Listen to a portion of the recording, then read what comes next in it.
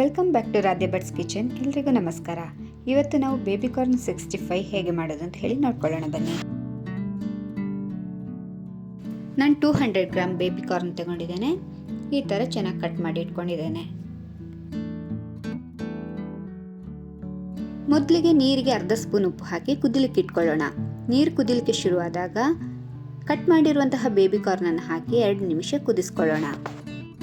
Baby corn ಕುದಿಯುವಷ್ಟೊತ್ತಿಗೆ ನಾವು ಹಿಟ್ಟು ready ಮಾಡ್ಕೊಳ್ಳೋಣ.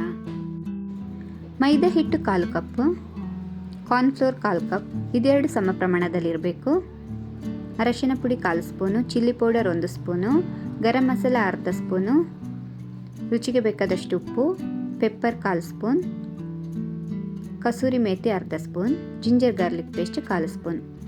ಇವಾಗ ಸ್ವಲ್ಪನೇ ನೀರು ಹಾಕ್ಕೊಂಡು ಹಿಟ್ಟು ರೆಡಿ ಮಾಡ್ಕೊಳ್ಳೋಣ.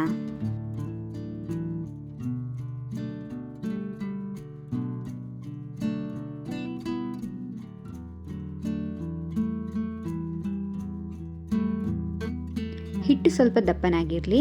ಈಗ ಕುದಿಸಿದಂತಹ ಬೇಬಿ ಕಾರ್ನನ್ನು ಅದಕ್ಕೆ ಹಾಕ್ಕೊಳ್ಳೋಣ. ಬೇಬಿ ಕಾರ್ನ್ ಹಾಕಿದ ಮೇಲೆ ಸ್ವಲ್ಪ ಹಿಟ್ಟು ತೆಳ್ಳಗಾಗುತ್ತೆ. ಇವಾಗ ಚೆನ್ನಾಗಿ ಕೋಟ್ ಮಾಡ್ಕೊಳ್ಳೋಣ. ಅದಕ್ಕೆ ಈಗ ಬಿಸಿಯಾಗಿರುವ ಎಣ್ಣೆಯಲ್ಲಿ ಫ್ರೈ ಮಾಡೋಣ.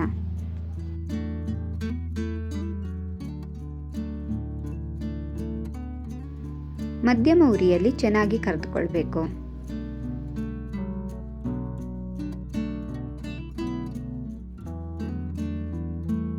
ಕ್ರಿಸ್ಪಿ ಆಗ್ತಾ ಬರ್ತಾ ಇದೆ. ಇವಾಗ ಕಲರ್ ಚೇಂಜ್ ಆಯಿತು, ಗೋಲ್ಡನ್ ಕಲರಿಗೆ ಬಂತು. ಇವಾಗ ಕರೆದಿರೋದನ್ನು ತೆಗೆದುಕೊಳ್ಳೋಣ. ತುಂಬಾನೇ ರುಚಿಕರವಾದ ಬೇಬಿ ಕಾರ್ನ್ 65 ರೆಡಿ ಆಯಿತು. ಹೋಟೆಲ್ಗಳಲ್ಲಿ, ರೆಸ್ಟೋರೆಂಟ್ಗಳಲ್ಲಿ ಹೇಗಿರುತ್ತೆ ಟೇಸ್ಟ್ ಹಾಗೆ ಬರುತ್ತೆ. ಇದನ್ನು ನೀವು ಟ್ರೈ ಮಾಡಿ ಹೇಗಿದೆ ಅಂತ ಹೇಳಿ ಕಮೆಂಟಲ್ಲಿ ತಿಳಿಸಿ. ಧನ್ಯವಾದಗಳು.